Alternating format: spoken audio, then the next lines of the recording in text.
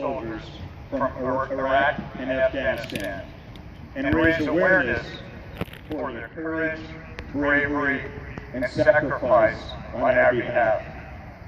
Today, as we mark the 10th anniversary of this event, it is a day of giving thanks, remembering, and being aware of what a small fraction of Americans, less than 1%, do for us every hour of every day. Support our freedom and defend the world against atrocities. To borrow a phrase from the U.S. Navy, America's force for good. 10 years ago, when this event started in 2006, the horrors and memories of the attacks of 9/11 were very, very fresh. In this town of Fairfield and others around this area, we remembered those neighbors and colleagues that never came home. We remembered the Tuesday afternoon, a Tuesday morning blue sky, and the smoke billowing from lower Manhattan, easily visible from Southport Beach. We remembered the chaos rushing out of lower Manhattan, a crippled transportation system. We remembered our neighbors arriving home with ashen-covered business suits and shock on their face. We remembered the spontaneous half-mile-long Red Cross blood drive that spontaneously occurred in Fairfield. We remembered the spirit and patriotism that pulled us all together. And we remembered the servicemen and women, soldiers far from home, trying to put an end to the terrorism. The high school players then, in 2006, remembered vividly as grade school and middle school students. The rally cry was never forget. Many of you all here today were toddlers, infants, and perhaps some of you were not even born on September 11th. It's a difficult notion to never forget something that isn't in your consciousness. That is why we are here today, and why I hope you see your participation as more than just another lacrosse tournament.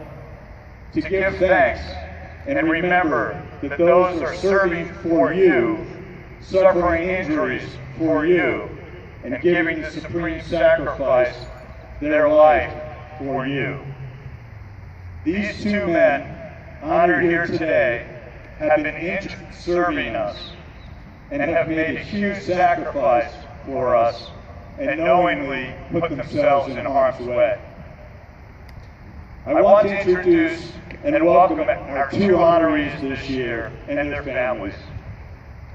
First, to my left, is U.S. Army Captain Nicholas Vogt.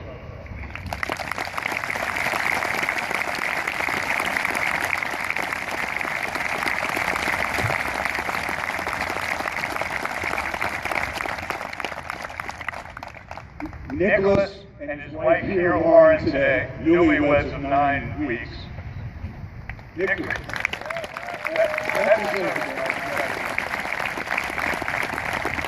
His wife, Lauren, is also serving in the Navy as a Navy nurse. So welcome.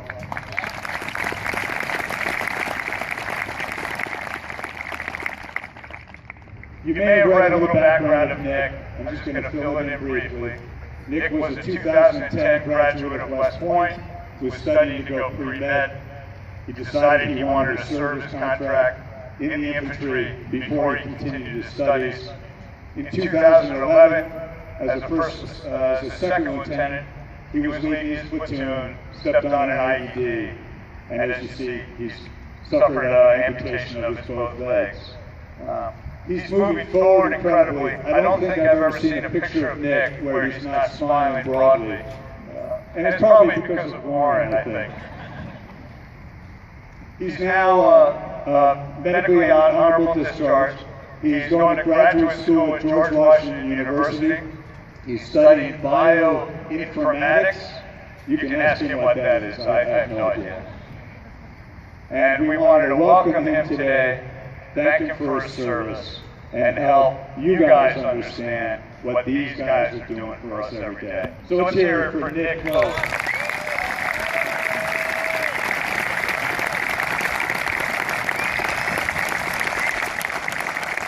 Everybody up.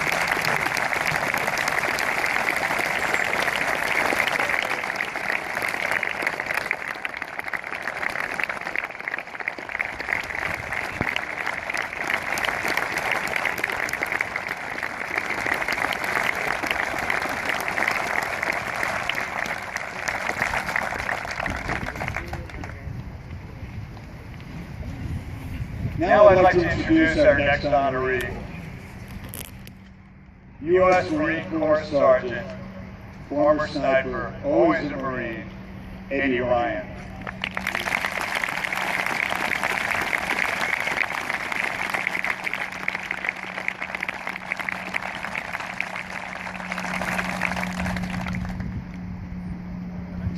I'd like to welcome Eddie. I'd also like you all to welcome his father, Chris, a former Marine, and his mother, Angela, for coming down from Lake George, New York, here today.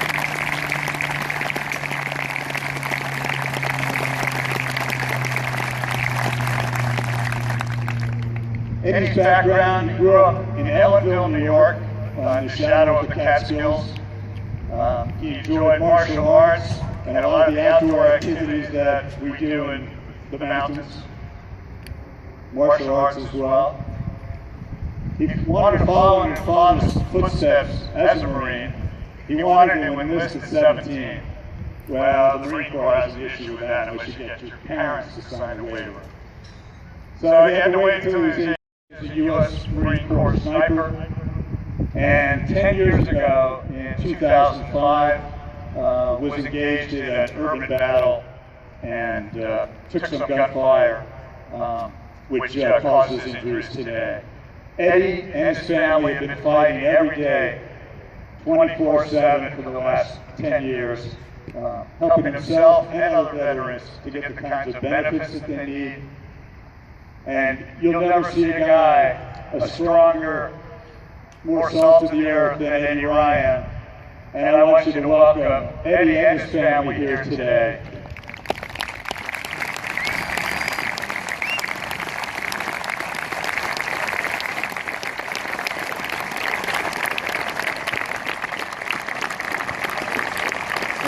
We say, hoorah!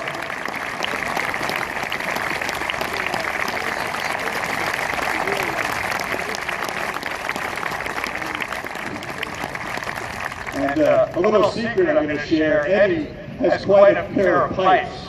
And if you get a chance to go on YouTube, you can hear Eddie's rendition of the Marine Corps song. He may warm up today, maybe you can hit him on the side. But we're so happy to have you here, Eddie. Thank you very much. Eddie was recommended to us by Alex Morocco, the father of Brendan Morocco, who was our first individual honoree. So, paying it forward all the time, and we're just happy to have him here. Thank you very much.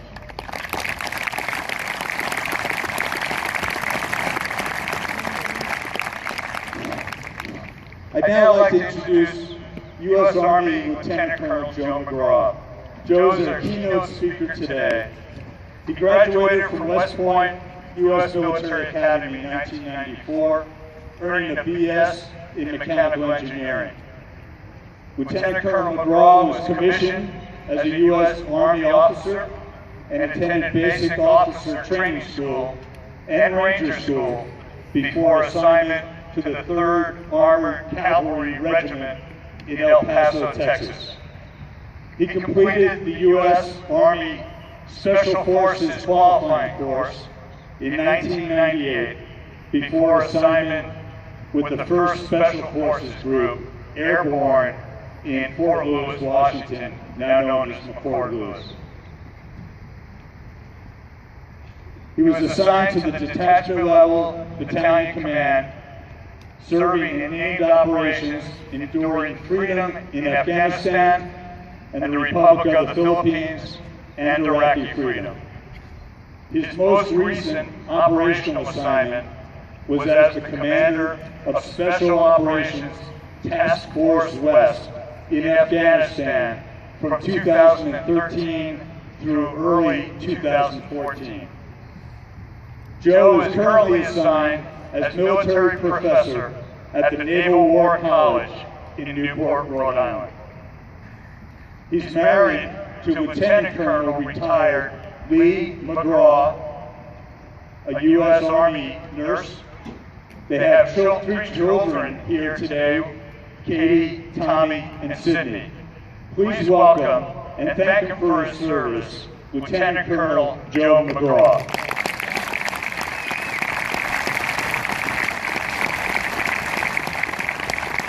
And Lauren and Chris. To all the veterans in attendance, 4 or 5, you guys look great. Thanks for being here. To our veterans in the stands, the organizers, the volunteers, the referees, the people who work concessions and parking, and everybody that helps make this possible. Thank you. It is a great honor to be here today. It's a great honor to be invited to take part in what is truly a unique and special and community-driven service event. And it's a great honor to stand before the proven veterans on the field and the proven veterans in the stands with me here. I am humbled and grateful to stand with you all today. Somebody better and way smarter than me once said, "Show me how a nation treats its veterans, treats the people that served it, and allowed it to be the country that it is. And I'll show you the true character of a country." I think the same can be said for communities within a nation. And by your example, here in Fairfield today, and certainly in the surrounding communities, you're a community of character. I've seen organizations like this, I've seen events like this all over the country, but I haven't ever seen anything like this. The respect and the honor and the character that you demonstrate towards your veterans, towards your own, is truly remarkable and unique and special. I'd like to pause here for just a second and thank the organizers, thank the volunteers, and thank the parents of this community who helped establish this, set it up, and ensure that the character is passed on to the next generation. Thank you very much, all of you.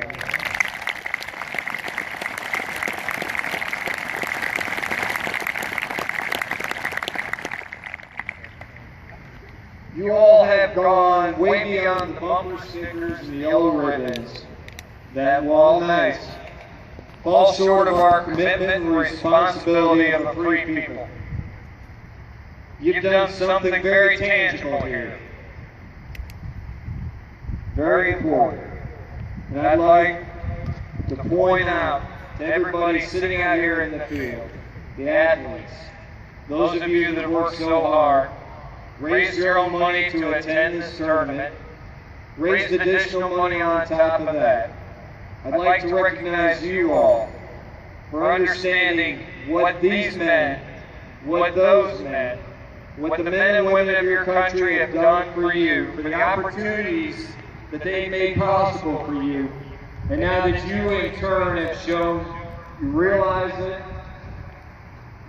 you don't take it for granted, that you have a responsibility as citizens today and as citizens of the future, and that you respect the sacrifices that they've made for you. Well done.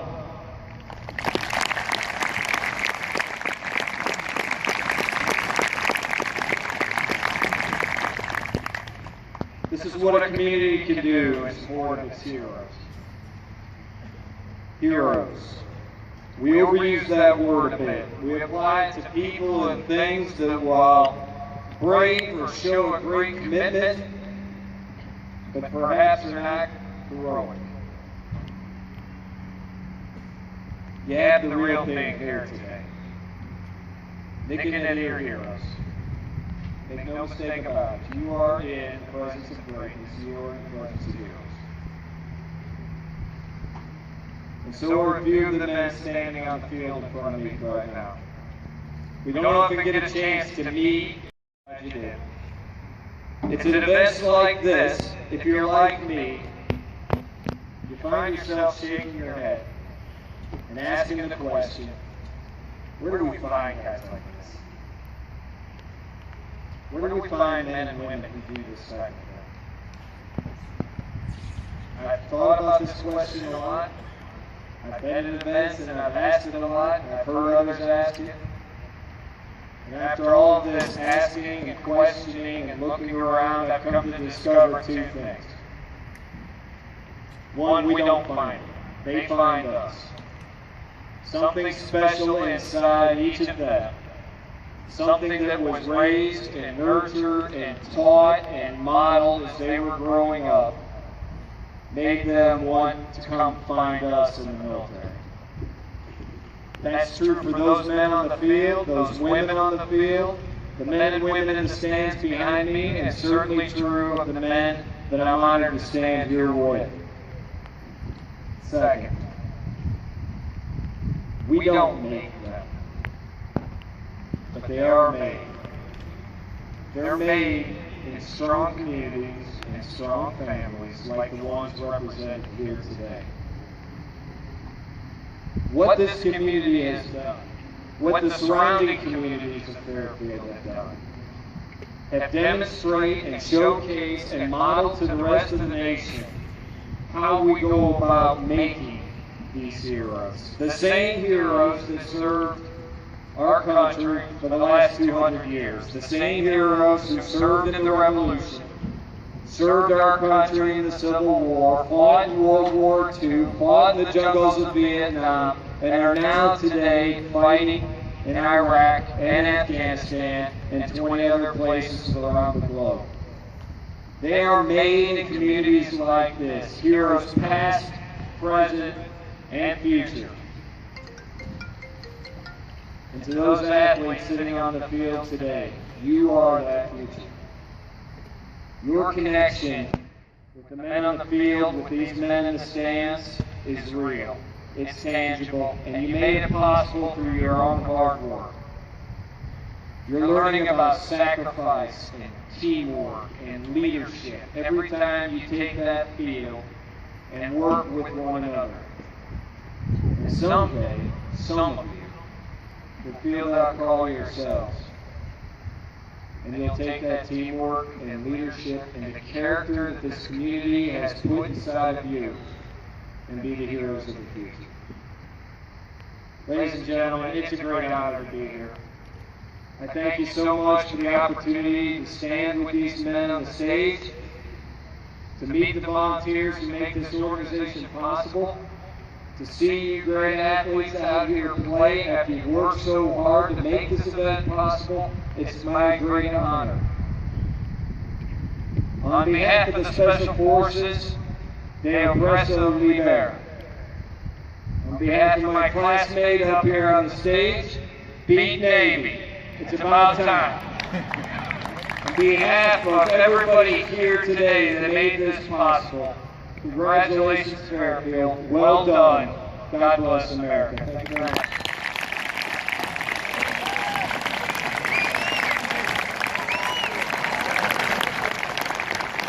For giving up your Thanksgiving weekend to come and participate with us. And to your family, thank you for letting us borrow Joe for this afternoon. Fantastic words, and thank you for your service.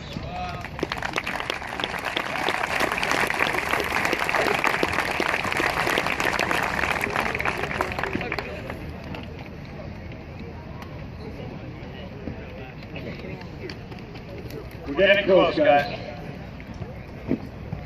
Sit tight for just a few minutes. A few thank yous that I wanted to give in closing. I certainly wanted to thank once again the Connecticut National Guard for these 4 soldiers giving up their time and their holiday weekend to be with us here today.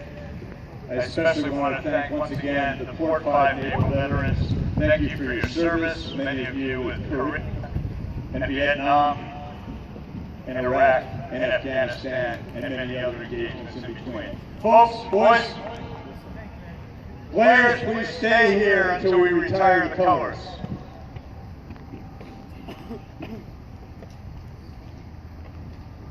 Commander Iannucci, thank you for bringing your group.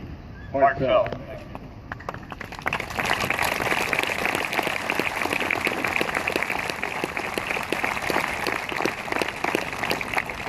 Once again, I do want to give a final thank you both to Nick and to Eddie for their service. Oorah, hoo-ha, and thank you very much for coming. Let's hear one more time for Eddie and Nick.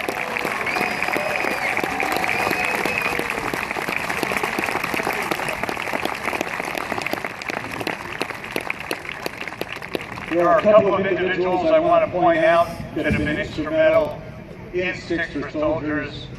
Many of you know them. I first want to point out, for a shout out, the guy who had the light bulb in 2006, pulled all of his willing co-conspirators ahead to volunteer. Mike Lucas, lacrosse advocate. It was Mike's idea. I stand on his shoulders. Thank you, Mike. Also Coach Chris Parisi, an advocate for us from the start. Logo's head lacrosse coach, Chris Parisi. Of course, thanking all the volunteers. Dave Schultz, our athletic director, for being here tirelessly to help us pull this off. Thank you, Dave.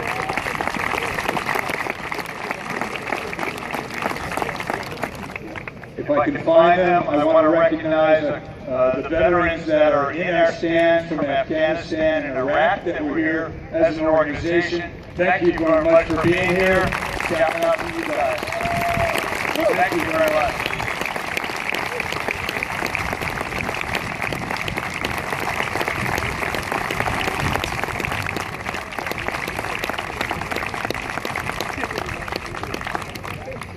I also want to point out, if you see here, a friendly face that helped motivate many of you guys earlier on, who was a keynote speaker for us. He's been serving for us every Thanksgiving for the last 3 years. I don't know where he is, but it's Lieutenant Colonel, U.S. Marine Corps, Lieutenant Colonel Tom Armis. Tom, I don't know where you are, raise your hat. Thank you for your service. He's been everywhere.